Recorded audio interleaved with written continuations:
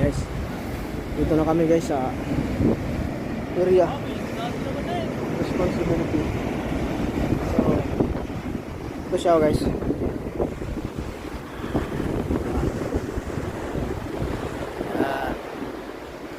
So, ito pala yung Agnes Water. So, daming mga shell dito guys. Tingnan mo. Yung klaseng shell to guys.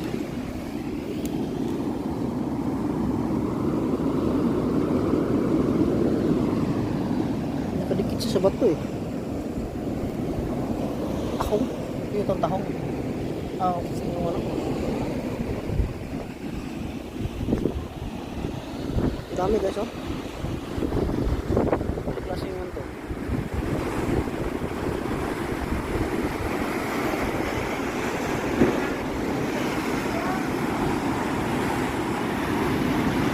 Sama ko dyan, kumakain.